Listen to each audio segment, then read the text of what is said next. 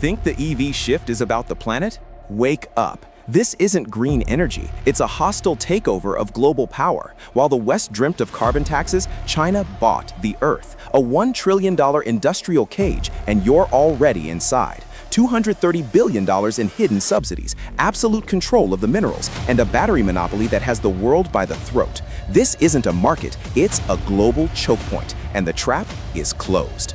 I am the Market Eagle, and today we declassify the Chinese battery heist. Start by subscribing. Hidden from the world, visible to the eagle. To understand how the trap was set, we have to go back to the wreckage of 2009. While the Western world was desperately bailing out failing banks and fighting for survival, one man in Beijing was looking 30 years into the future. Meet Wan Gang. He wasn't just a bureaucrat. He was a former Audi engineer from Germany who understood the West's Achilles heel. He knew China could never win a war against a century of German and American combustion engine patents, so he convinced the CCP to change the game entirely. The strategy was a leapfrog maneuver. If you can't win the race, you change the track. They rebranded the entire industry as New Energy Vehicles, or NEVs. It wasn't about the environment. It was about making every Western engine patent absolutely worthless overnight. But a vision needs fuel, and in China, that fuel is liquid gold. Between 2009 and 2023, the Chinese state didn't just support the industry, they drowned it in money. We are talking about a staggering $230 billion in direct state support, a figure so massive it distorts the very fabric of global trade. This wasn't a standard subsidy, it was a shadow ledger. According to deep dive data from the Center for Strategic and International Studies, CSIS, this spending didn't just grow, it accelerated into a blitzkrieg. In the last 5 years alone, the spending tripled, fueled by hidden land grants, zero-interest loans, and state-mandated R&D. Consider the scale. Over $60 billion was burned before 2017 just to clear the path. The government didn't just fund companies. They built the industrial parks, paid the massive electricity bills for the smelting plants, and even subsidized the specialized steel used in the factory frames. But the masterstroke, the domestic cage. By waiving the 10% sales tax and handing out direct cash rebates to citizens, they forced a market of 1.4 billion people to choose Chinese brands. If a foreign brand wanted in, they had to hand over their technology in joint ventures or be taxed out of existence. This is the fundamental difference. In the West, we wait for innovation to happen in a garage by a lucky entrepreneur. In China, innovation is a state mandate. It is a top-down industrial requirement enforced by the full weight of the central bank. By 2018, the trap was set. While Western CEOs in Detroit and Stuttgart were still mocking Chinese golf carts, the foundation of a global monopoly was already poured in concrete. They had the factories, they had the market, and they had the money. But they knew a car is just a shell. To truly rule the world, they had to own the heart of the machine. And that meant launching a silent war for the one thing the West completely ignored: the minerals. If you control the dirt, you control the world. Most people look at an EV and see a battery. The Market Eagle looks deeper and sees a geopolitical ransom. To build the green revolution, the world needs three things: lithium, cobalt, and graphite.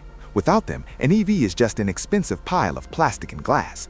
And by 2015, China had already bought the deed to the earth. Let's talk about the lithium triangle: Argentina, Chile, and Bolivia. While Western mining giants were tied up in environmental lawsuits and red tape, Chinese firms like Ganfeng and Tianqi were moving in with bags of state-backed cash. They didn't just buy mines, they bought the infrastructure. They funded the roads, the power lines, and the processing plants. Today, China controls nearly 60% of the world's lithium processing. Even if you mine it in Australia, it has to travel to China to become a battery. But lithium was just a warm-up. The real heist happened in the Democratic Republic of the Congo, home to 70. In 2016, while the world was distracted by elections, a Chinese state-backed company bought the 10K Fungarume mine from an American firm for $2.6 billion. It was one of the largest cobalt deposits on the planet. Within 5 years, Chinese companies owned or financed 15 of the 19 primary cobalt mines in the DRC. They didn't just win the market, they deleted the competition. This is the shadow ledger in action. By controlling the source, China created a vertical monopoly. They set the price, they control the supply, and they decide who gets to survive. Now look at graphite. It's the forgotten mineral in the anode. China produces nearly 70% of the world's natural graphite and almost 100% of the high-purity synthetic graphite needed for EVs. In late 2023, China pulled the trigger. They implemented export controls on graphite, citing national security. In reality, it was a warning shot. They were showing the West exactly how fast they could turn the lights off. Every Tesla, every Ford, and every Volkswagen built today is tethered to a Chinese supply chain. You can build the factory in Nevada or Berlin, but you are still breathing through a Chinese straw. The West fell for the service economy trap. We wanted the clean air, but we didn't want the dirty work of mining and smelting. China embraced the dirt because they knew dirt equals power. It's a strategy known as resource nationalism. By the time Washington and Brussels realized they were being choked, the contracts were signed, the mines were guarded, and the processing patents were locked in Beijing. This isn't just about cars. This is about the storage of energy. Whoever owns the battery owns the 21st century. But the eagle sees the next move. With the minerals secured, China was ready to launch the final phase, the industrial blitzkrieg to wipe Western automakers off the map. For 10 years, the West laughed at Chinese EVs. In 2024, they stopped laughing. In 2025, they started panicking. This is the industrial blitzkrieg. While Western legacy brands were promising a slow transition, Chinese giants like BYD were already moving at the speed of light. In 2025, BYD did the unthinkable. It officially overtook Tesla to become the world's #1 seller of electric vehicles. How did they do it? By weaponizing overcapacity. China built enough factories to supply 100% of the world's car demand. When the domestic market saturated, they didn't slow down. They simply flooded the world with a wall of steel at prices no one could match. We aren't talking about small discounts. We're talking about involution, a term Chinese workers use for competition so brutal it destroys everyone involved. Price cuts of 30% or more overnight, designed to bleed Western automakers dry before they even got their first domestic models off the line. When the US and EU fought back with 100% tariffs and anti-subsidy duties, China didn't retreat. They pivoted. They launched the Trojan horse strategy. They realized the tariffs focused on pure EVs, so they flooded the market with plug-in hybrids and high-tech extended-range vehicles that bypassed the highest tax brackets. In Europe alone, Chinese hybrid exports surged 6-fold in a single year. And for the tariffs they couldn't bypass, they just moved the factory. BYD in Hungary, Chery in Turkey, Great Wall in Brazil and Egypt. They are no longer exporting cars. They are embedding themselves into the very soil of the competition. Look at the 2026 data. In the first 2 months of this year, while Tesla's domestic China sales struggled, newcomers like Xiaomi, the smartphone company, launched an SUV that instantly became a top seller. In China, a tech company can build a car faster than a car company can build a website. The result is a vacuum. German icons like Volkswagen are losing market share so fast that their joint ventures are collapsing. American giants are pulling back, citing soft demand. But the demand isn't soft, it's just being repossessed. By the time the West realized this wasn't just a business cycle, the industry had shifted. The engine was dead, the battery was Chinese, and the keys were held in Shenzhen. The heist was no longer a theory, it was a fait accompli. It is now 2026. The smoke from the first trade war has cleared, but the landscape is unrecognizable. The West didn't just lose market share, they lost the lead. Look at the data. While Washington and Brussels double down on tariffs, Beijing has already moved to the next phase of the 15th five-year plan. They aren't just building cars anymore, they are building AI infrastructure on wheels.